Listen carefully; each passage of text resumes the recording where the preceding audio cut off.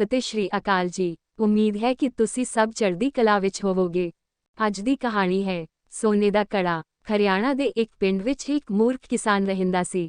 ਹੋਰ ਤਾਂ ਹੋਰ, ਸਾਰਾ ਪਿੰਡ ਮੂਰਖ ਸੀ। ਉਹ ਕਿਸਾਨ ਬਹੁਤ ਗਰੀਬ ਸੀ। ਉਸ ਕੋਲ ਇੱਕ ਛੋਟਾ ਜਿਹਾ ਖੇਤ ਸੀ, ਜਿਸ ਨਾਲ ਉਹ ਆਪਣਾ ਅਤੇ ਆਪਣੇ ਪਰਿਵਾਰ ਦਾ ਪਾਲਣ ਪੋਸ਼ਣ ਕਰਦਾ ਸੀ।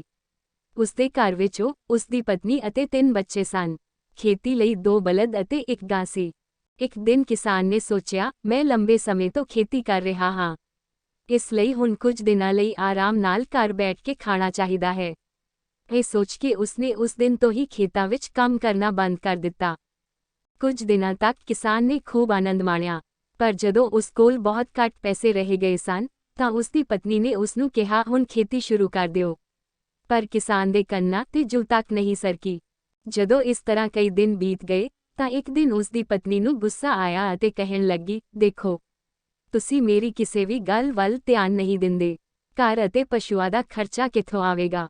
ਖੇਤ ਵਿੱਚ ਜਾਣ ਤੋਂ ਬਿਨਾਂ ਕਿਵੇਂ ਕੰਮ ਚੱਲੇਗਾ? ਪਤਨੀ ਦੀ ਗੱਲ ਸੁਣ ਕੇ ਕਿਸਾਨ ਵੀ ਗੁੱਸੇ 'ਚ ਆ ਗਿਆ। ਉਸਨੇ ਆਪਣੇ ਬਲਦ ਆਪਣੇ ਨਾਲ ਲੈ ਲਏ ਅਤੇ ਹਲ ਆਪਣੇ ਮੋਢੇ ਤੇ ਰੱਖ ਕੇ ਖੇਤ ਵੱਲ ਤੁਰ ਪਿਆ। ਰਸਤੇ ਵਿੱਚ ਉਸਦੀ ਮੁਲਾਕਾਤ ਇੱਕ ਆਦਮੀ ਨਾਲ ਹੋਈ। ਉਸਨੇ ਪੁੱਛਿਆ, ਕਿਉਂ ਭਰਾ, ਤੁਸੀਂ ਇਸ ਸਮੇਂ ਕਿੱਥੇ ਜਾ ਰਹੇ ਹੋ?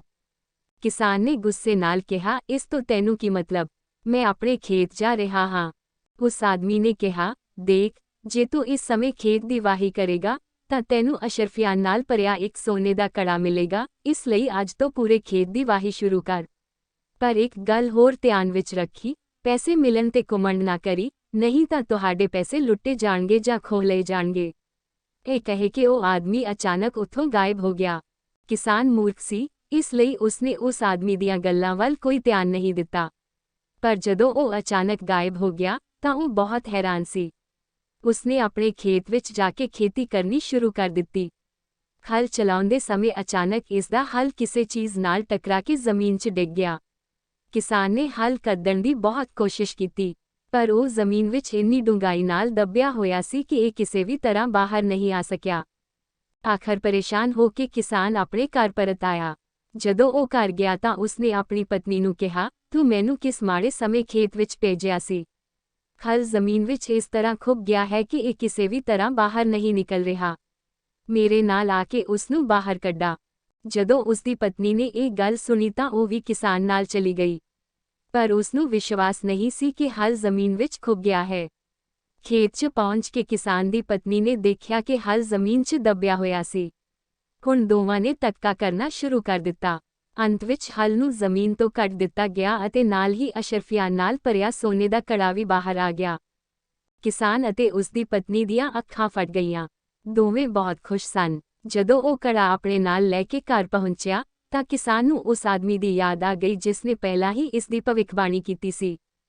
ਜਦੋਂ ਉਸਨੇ ਆਪਣੀ ਪਤਨੀ ਨੂੰ ਇਹ ਗੱਲ ਦੱਸੀ, ਤਾਂ ਉਸਨੇ ਸੋਚਿਆ, ਪਰਮੇਸ਼ੁਰ ਤੋਂ ਇਲਾਵਾ ਹੋਰ ਕੌਣ ਹੋ ਸਕਦਾ ਹੈ? ਉਸਦੀ ਪਤਨੀ ਨੇ ਸੁਣਿਆ ਕਿ ਉਸ ਆਦਮੀ ਨੇ ਇਹ ਵੀ ਕਿਹਾ ਸੀ, ਜਿੰਨੇ ਪੈਸੇ ਤੁਹਾਨੂੰ ਮਿਲਦੇ ਹਨ, ਉਸ ਦਾ ਅੱਧਾ ਹਿੱਸਾ ਕਰੋ। ਇਸ ਲਈ ਉਸਨੇ ਕਿਸਾਨ ਨੂੰ ਕਿਹਾ, ਸਾਨੂੰ ਅੱਧਾ ਪੈਸਾ ਗਰੀਬਾਂ ਵਿੱਚ ਵੰਡਣਾ ਚਾਹੀਦਾ ਹੈ। ਪਰ ਕਿਸਾਨ ਦੀ ਉਲਟੀ ਹੋਈ ਖੋਪੜੀ ਵਿੱਚ ਇਹ ਕਿੱਥੋਂ ਆਉਂਦਾ ਹੈ? ਉਹਨਾਂ ਨੇ ਕਿਹਾ, ਪੈਸੇ ਵੰਡਣ ਦਾ ਕੀ ਫਾਇਦਾ ਹੋਵੇਗਾ? ਅੱਧਾ ਪੈਸਾ ਬਰਬਾਦ ਹੋ ਜਾਵੇਗਾ। ਇਹ ਜ਼ਰੂਰੀ ਨਹੀਂ ਕਿ ਅਸੀਂ ਉਸ ਆਦਮੀ ਦੀ ਆਗਿਆ ਮੰਨ ਲਈਏ। ਪਰ ਕਿਸਾਨ ਦੀ ਪਤਨੀ ਨੇ ਪੈਸੇ 2 ਹਿੱਸਿਆਂ ਵਿੱਚ ਵੰਡ ਦਿੱਤੇ ਅਤੇ ਇੱਕ ਹਿੱਸਾ ਪਿੰਡ ਦੇ ਗਰੀਬਾਂ ਵਿੱਚ ਵੰਡ ਦਿੱਤਾ। ਇੰਨੇ ਵੱਡੇ ਦਾਨ ਦੀ ਖਬਰ ਸਾਰੇ ਪਿੰਡ ਵਿੱਚ ਫੈਲ ਗਈ। ਜੋ ਵੀ ਇਸ ਦੀ ਗੱਲ ਸੁਣਦਾ ਹੈ, ਉਹ ਕਿਸਾਨ ਅਤੇ ਉਸਦੀ ਪਤਨੀ ਦੀ ਸ਼ਲਾਘਾ ਕੀਤੇ ਬਿਨਾਂ ਨਹੀਂ ਰਹਿੰਦਾ। ਜਦੋਂ ਪਿੰਡ ਦੇ ਅਮੀਰ ਲੋਕਾਂ ਅਤੇ ਜ਼ਿਮੀਂਦਾਰਾਂ ਨੇ ਸੁਣਿਆ ਕਿ ਕਿਸਾਨ ਨੂੰ ਕਿਤੋਂ ਇੰਨੇ ਪੈਸੇ ਮਿਲ ਗਏ ਹਨ, ਤਾਂ ਉਹ ਬਹੁਤ ਈਰਖਾ ਕਰਨ ਲੱਗੇ। ਉਹਨਾਂ ਨੇ ਕਿਸਾਨ ਕੋਲ ਜਾ ਕੇ ਪੁੱਛਿਆ, ਕਿਉਂ ਭਰਾ, ਤੁਸੀਂ ਹੁਣ ਬਹੁਤ ਅਮੀਰ ਬਣ ਗਏ ਹੋ, ਸਾਨੂੰ ਵੀ ਦੱਸੋ ਕਿ ਤੁਹਾਨੂੰ ਉਹ ਪੈਸਾ ਕਿੱਥੋਂ ਮਿਲਿਆ ਹੈ? ਕਿਸਾਨ ਮੂਰਖ ਸੀ, ਉਸਨੇ ਸਾਰੀ ਗੱਲ ਜ਼ਿਮੀਂਦਾਰਾਂ ਨੂੰ ਦੱਸੀ। ਫਿਰ ਜ਼ਿਮੀਂਦਾਰਾਂ ਨੇ ਸੋਚਿਆ, ਆਓ, ਅਸੀਂ ਵੀ ਉਹੀ ਕਰੀਏ। ਹੋ ਸਕਦਾ ਹੈ ਕਿ ਕਿਸੇ ਦਿਨ ਸਾਡੀ ਕਿਸਮਤ ਵੀ ਖੁੱਲ੍ਹ ਜਾਵੇ ਅਤੇ ਸਾਨੂੰ ਅਸ਼ਰਫੀਆਂ ਨਾਲ ਫਬਰਿਆ ਕੜਾ ਵੀ ਮਿਲ ਜਾਵੇ। ਇਹ ਸੋਚ ਕੇ ਉਹ ਸਾਰੇ ਆਪੋ ਆਪਣੇ ਘਰਾਂ ਨੂੰ ਚਲੇ ਗਏ। ਕਿਸਾਨ ਨੂੰ ਪੈਸੇ ਮਿਲਣ ਤੇ ਬਹੁਤ ਮਾਣ ਹੋ ਗਿਆ। ਕਿਸਾਨ ਨੇ ਸੋਚਿਆ, ਹੁਣ ਮੈਂ ਪਿੰਡ ਦਾ ਸਭ ਤੋਂ ਅਮੀਰ ਆਦਮੀ ਬਣ ਗਿਆ ਹਾਂ। ਹੁਣ ਮੇਰੇ ਨਾਲ ਕੋਈ ਅੱਖ ਨਹੀਂ ਮਿਲਾ ਸਕਦਾ। ਹੁਣ ਕਿਸਾਨ ਨੇ ਗਰੀਬਾਂ ਤੇ ਤਸ਼ੱਦਦ ਢਾਉਣਾ ਸ਼ੁਰੂ ਕਰ ਦਿੱਤਾ। ਕੋਈ ਵੀ ਉਸਦੇ ਵਿਰੁੱਧ ਕੁਝ ਨਹੀਂ ਕਹਿ ਸਕਦਾ ਸੀ, ਕਿਉਂਕਿ ਜ਼ਿਮੀਂਦਾਰ ਨੂੰ ਵੀ ਉਸਨੇ ਦਬਾ ਦਿੱਤਾ ਸੀ। ਲੋਕ ਇਸ ਨੂੰ ਲੈ ਕੇ ਬਹੁਤ ਉਦਾਸ ਹੋ ਗਏ।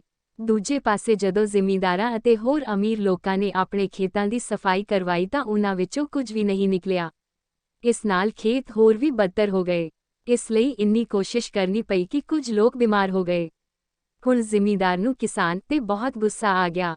ਉਹਨਾਂ ਨੇ ਸੋਚਿਆ ਕਿਸਾਨ ਨੇ ਸਾਨੂੰ ਮੂਰਖ ਬਣਾਇਆ ਹੈ, ਉਸ ਨੂੰ ਇਹ ਪੈਸਾ ਕਿਤੋਂ ਹੋਰ ਤਰ੍ਹਾਂ ਮਿਲਿਆ ਹੈ। ਇਹ ਸੋਚ ਕੇ ਜ਼ਿਮੀਂਦਾਰ ਨੇ ਆਪਣੇ ਸਿਪਾਹੀ ਭੇਜੇ ਅਤੇ ਕਿਸਾਨ ਦਾ ਸਾਰਾ ਪੈਸਾ ਖੋਹ ਲਿਆ।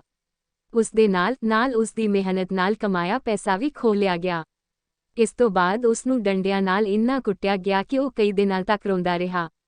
ਜ਼ਿਮੀਂਦਾਰ ਨੇ ਪਿੰਡ ਵਾਸੀਆਂ ਨੂੰ ਉਹ ਸਾਰੇ ਪੈਸੇ ਵੰਡ ਦਿੱਤੇ। ਕਿਸਾਨ ਨੂੰ ਹੰਕਾਰ ਦਾ ਫਲ ਮਿਲ ਗਿਆ ਸੀ। ਜੇ ਤੁਹਾਨੂੰ ਕਹਾਣੀ ਵਧੀਆ ਲੱਗੀ ਤੇ ਕਮੈਂਟ ਵਿੱਚ ਆਪਣੀ ਰਾਏ ਜ਼ਰੂਰ ਦਿਓ ਅਤੇ ਚੈਨਲ ਨੂੰ ਲਾਈਕ ਅਤੇ ਸਬਸਕ੍ਰਾਈਬ ਜ਼ਰੂਰ ਕਰਿਓ। ਧੰਨਵਾਦ।